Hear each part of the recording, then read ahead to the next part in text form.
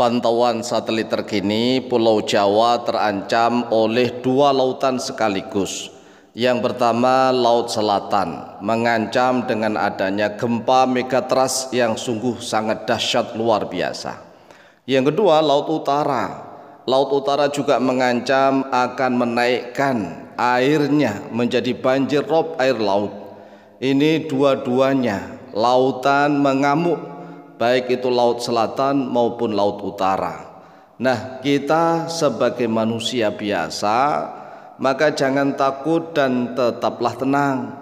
Jangan takut, jangan bersedih, tetaplah berusaha tenang.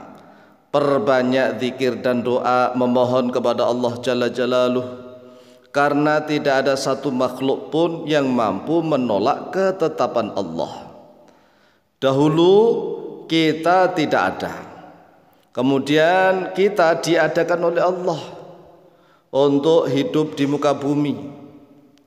Jika nanti kita ditakdirkan tidak ada lagi dengan sebab gempa megatrust dari Laut Selatan atau sebab banjir rob luapan air laut dari Laut Utara, maka semua itu sudah menjadi kehendak Allah, sudah menjadi ketentuan Allah Jalla Jalaluh, dan semuanya tidak ada artinya bagi Allah. Semuanya tidak ada artinya bagi Allah Azza wa Jalla. Semuanya tidak ada gunanya bagi Allah Jalla Dzikruh. Semuanya enggak ada artinya. Jadi jangan sekali-sekali kita mengira bahwa kita beribadah itu Allah butuh ibadah kita. Tidak kawan, tidak sama sekali. Allah berkehendak mau menciptakan seluruh alam, Allah juga berkehendak mau menghancurkan seluruh alam. Ini semuanya kehendak Allah, terserah Allah. Nah, lalu bagaimana kita sebagai manusia takut, kemudian khawatir, bersedih hati, dan seterusnya? Enggak perlu. Kita sebagai manusia enggak perlu takut, enggak perlu khawatir, enggak perlu bersedih hati, tetaplah tenang. Jika kita sebagai manusia merasa bahwa semuanya itu berarti dan berguna bagi kita, kita merasa bahwa Pulau Jawa ini sangat berarti bagi kita, kita merasa bahwa Pulau Jawa ini sangat berguna bagi kita, maka mengapa kita tidak segera memintanya kepada Allah? Kalau kita merasa bahwa Pulau Jawa itu sangat berarti bagi kita, sangat berguna bagi kita, mengapa kita tidak segera memintanya kepada Allah? Jalankan perintah-perintah Allah dan jauhi semua larangan-larangan Allah. Itulah cara kita meminta kelestarian.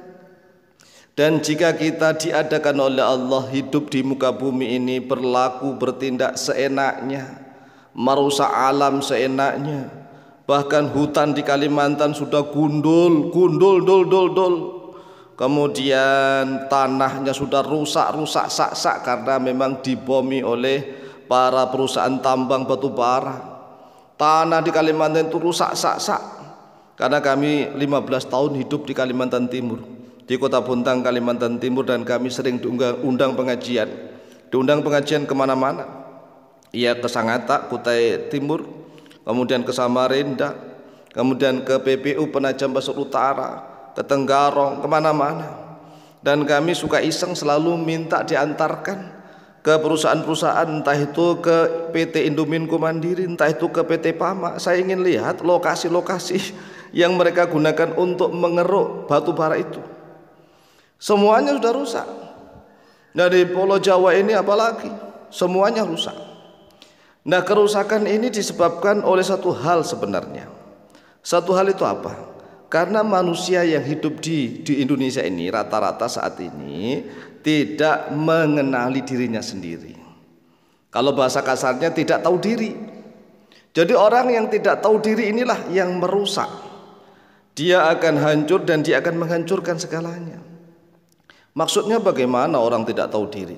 Nah, kita ini kan diciptakan oleh Allah untuk ngapain coba? Untuk beribadah kan? Lalu mengapa kita tidak tahu diri? Kita ini hidup di dunia seenaknya, mulai dari kecil sampai besar hanya cari makan, minum, kawin, berak, senang-senang. Diajak ngaji untuk ibadah sulit. Yang pejabatnya juga nggak tahu diri. Pejabatnya itu harusnya menjadi pelindung, pengayom rakyat. bukan membodohi rakyat. Rakyat ditarik pajak setinggi-tinggi, pajak rakyat sangat tinggi, pada rakyatnya miskin-miskin. Yang kaya makin kaya, yang miskin makin miskin. Itu sudah dilakukan oleh Bang Roma dari dulu. Yang kaya makin kaya, yang miskin makin miskin. Tapi masih terlestari sampai sekarang. Kekayaan negara ini berputar pada orang-orang tertentu saja, tidak ada pemerataan ekonomi sama sekali. Sehingga pejabatnya tidak tahu diri. Dia nggak tahu dirinya sebagai pejabat. Ya begitu juga para ulama cendekiawannya, para ilmuwannya juga jarang yang tahu diri, jarang yang tahu diri. Menjual ilmu pengetahuan di mana-mana, debat di mana-mana, kemudian mencari popularitas, mencari pengaruh dengan cara sikut sana sikut sini, tendang sana tendang sini, tidak mendidik umat dengan ikhlas lillahi ta'ala. Ini semuanya tidak tahu diri. Kemudian rakyat kecilnya yang miskin seharusnya tahu diri. Tahu diri bahwa saya ini rakyat miskin, maka saya harus memperbaiki diri, mendekatkan diri kepada Allah, meminta segala sesuatunya kepada Allah. Tidak, sudah enggak ada apa-apa, enggak tahu diri. Ya coba kita lihat aja lah di lembaga-lembaga pendidikan itu juga sudah jarang orang yang tahu dirinya. Guru yang seharusnya menjadi panutan, teladan, mendidik, menuntun, tapi enggak, sekarang di mana-mana guru ini hanya ngasih PR kepada siswa-siswanya. PR-nya setumpuk seabrek. Kemudian yang mengerjakan siapa? Siswa dengan orang tuanya di rumah. Ini namanya guru yang tidak tahu diri. Demikian pula murid-muridnya juga enggak tahu diri. Murid itu kan harusnya melayani guru. Melayani guru, kemudian senantiasa menentukan apa yang dilakukan oleh guru. Ini enggak, murid tetapi sok raja, roh sebagai raja, berlagak sebagai raja, berlagak ingin dilayani terus dan seterusnya. Bahkan ada murid-murid yang mencegat guru. Ini kan tidak tahu diri. Nah, kadang-kadang di rumah tangga juga orang yang sudah mulai tidak tahu diri. Istri seharusnya itu nurut sama suami, taat pada suami. Tapi kalau istri yang nggak tahu diri, malah ngatur-ngatur suami seenaknya. Suaminya juga gitu, tidak tahu diri.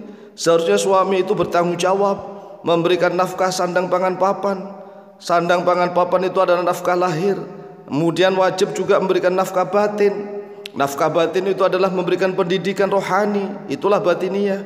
Tetapi karena banyak suami yang tidak tahu diri, maka banyak suami yang justru lebih takut daripada perempuan. Sehingga banyak suami-suami yang lebih solihah. Lah suami kok solihah? Bukannya soleh, saking solehnya sehingga solihah. Suami-suami solihah yang takut kepada istri. Inilah kita harus mendekatkan diri kepada Allah. Demikian, semoga manfaat dan barokah. Lebih dan kurangnya mohon maaf. Wallahu ta'ala a'lamu bishawab.